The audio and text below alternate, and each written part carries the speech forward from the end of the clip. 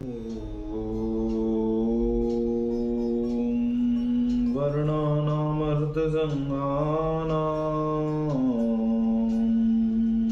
रसानां छन्दसामपि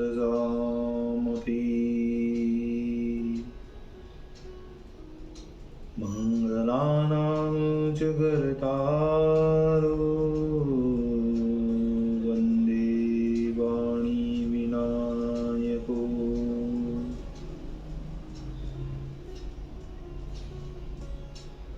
नारायणं नमस्कृत्य नरं चैव नरोत्तमम्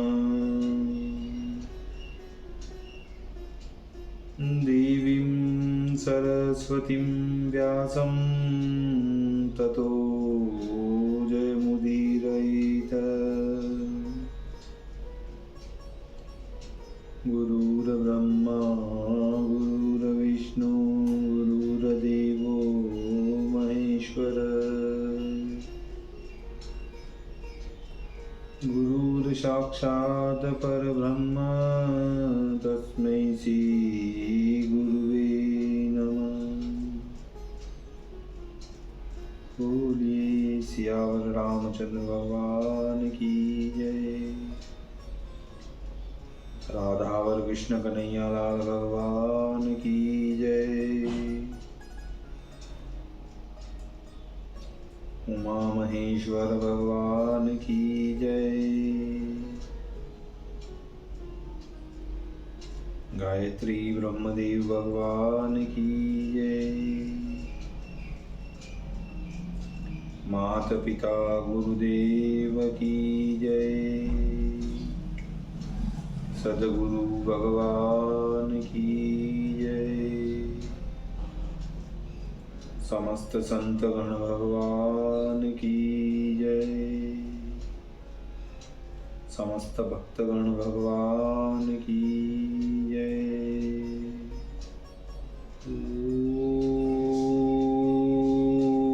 ओम नमः पार्वती पतये हर हर महादेव।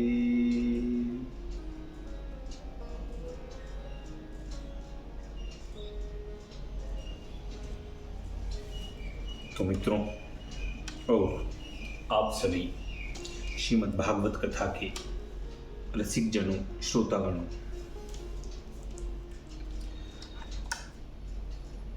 हमने अब तक भगवान श्रीमद् भागवत कथा के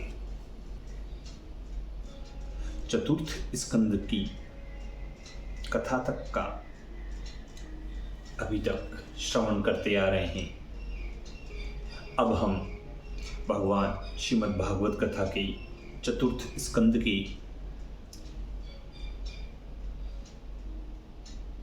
18वें अध्याय की ओर कथा को अग्रसर करते हैं। आप सभी श्रीमद् भागवत कथा के श्रेष्ठ श्रोतागण रसिक जन भगवान श्री राधा वल्लभ कृष्ण कन्हैया लाल के श्री चरणों में दृढ़ भक्ति रखते हुए कथा का श्रवण करें, पठन करें, कीर्तन करें, भजन करें, मनन करें। बोली श्री कृष्ण कन्हैया लाल भगवान की जय।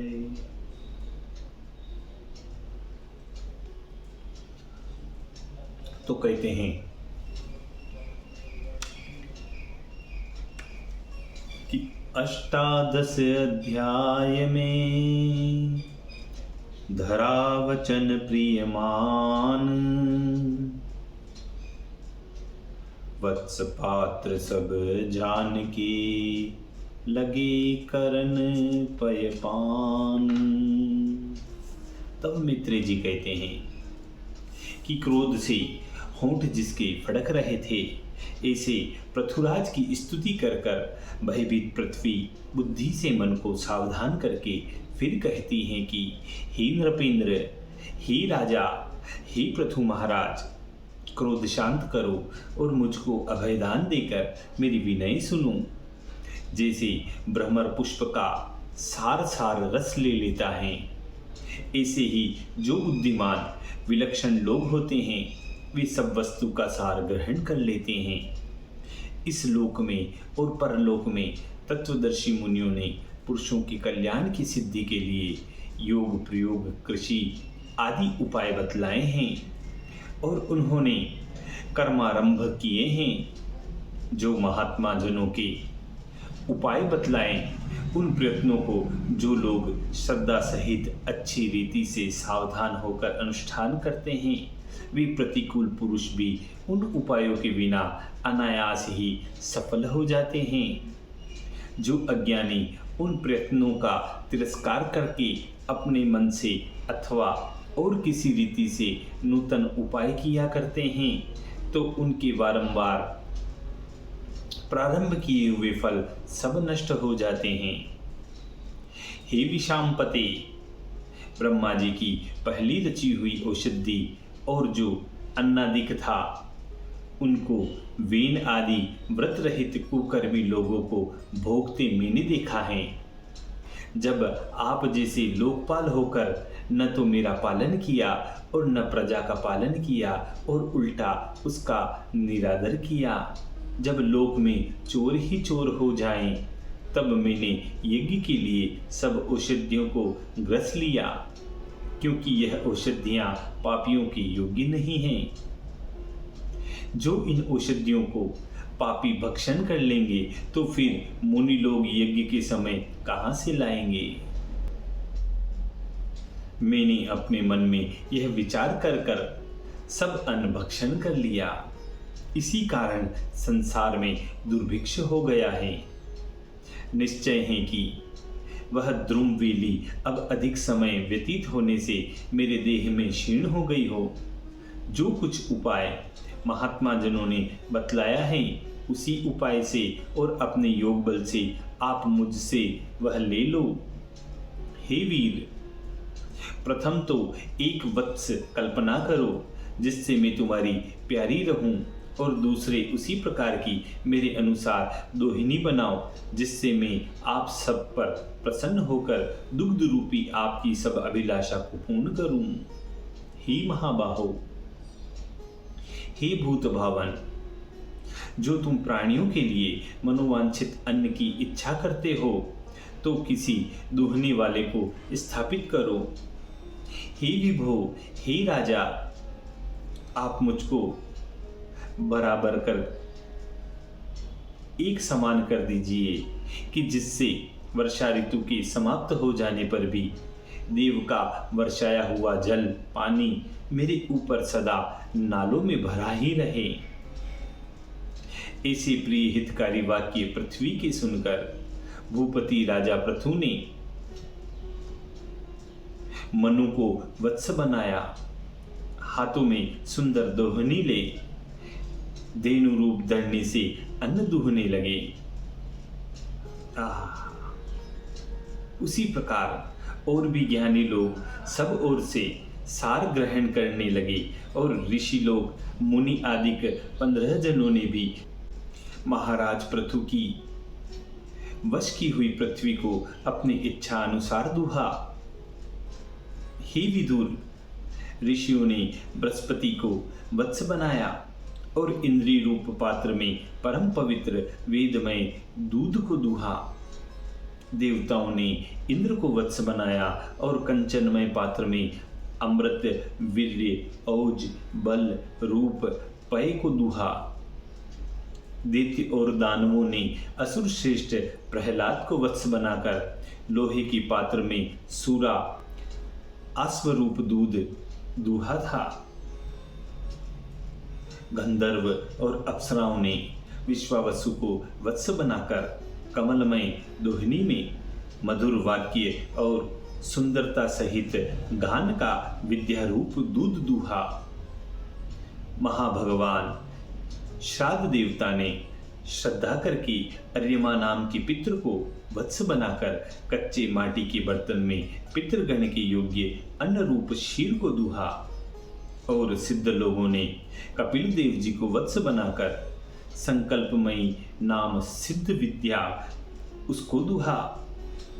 और जो विद्याधर आदि थे, उन्होंने आकाश पात्र खींचकर विद्यारूप दूध को दूहा।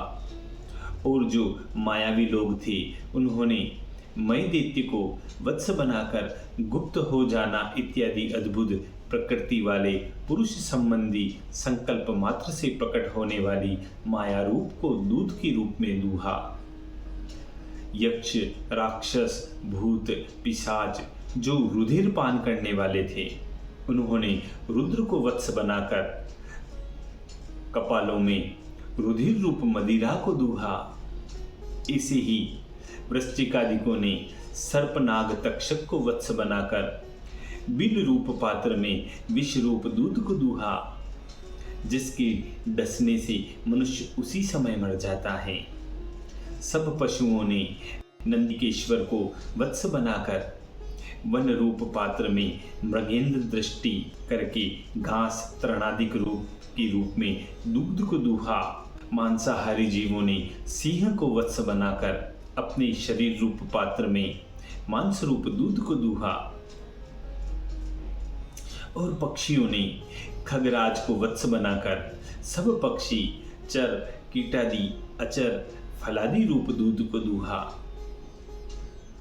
वृक्षों ने वट को वत्स बनाकर वनस्पति आदि अनेक प्रकार के रस रूप दूध को दूहा। पर्वतों ने हिमाचल को वत्स बनाकर शिखर रूप पात्र में नाना प्रकार की धातुओं को दूहा।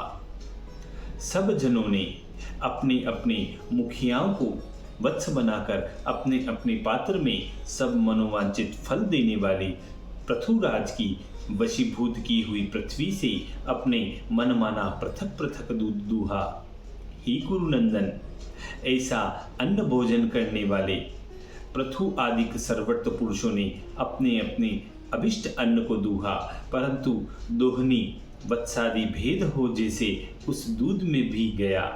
फिर तो राजा पृथु पृथ्वी पर अत्यंत प्रसन्न हुए और सब कामादि पृथ्वी को अपनी प्यारी पुत्री बनाई और प्रेम से दुहिता के वत्सल हुए।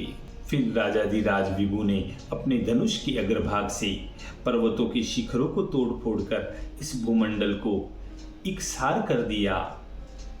फिर भगवान पृथु प्रजाओं के जीवन का दाता, पिता के समान आनंद देने वाले जहाँ तहाँ इस पृथ्वी पर यथा योग्य निवास करने के लिए उत्तम उत्तम निवास स्थान की कल्पना करने लगे।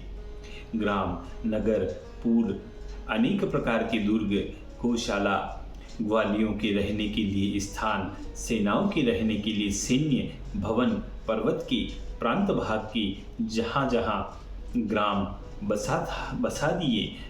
पृथु के राज्य से पहले पूर्व ग्रामादिक की रचना कभी नहीं हुई थी। जहाँ अपना सुख देखते थे वहीं निर्भय होकर स्थान बना लेते थे।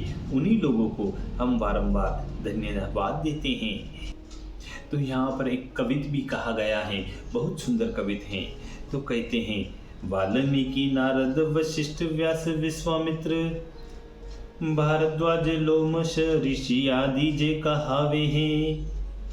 दिनों रात भगवत की महिमा माही मग्न रहे, जिनका यश वेद और पुराण सदा गावे है। धाम शीत वर्षा सब वन ही में टेरी करी, उन्हीं को शाली ग्राम पूर्ण बतावे है। आज काल के मनुष्य थोड़े से जीवन पर, अटाओ अटारी न्यारी न्यारी बनवाए हैं। अटाओ अटारी न्यारी न्यारी बनवाए हैं। आहा, देखिए यहाँ एक शंका और आती है। शंका यह होती है कि राजा पृथु की राज्य में पहले पृथ्वी पर पूर्व ग्राम, नगर, पट्टन नहीं थे और पहले पृथ्वी पर राजा तो अनेक हो गए।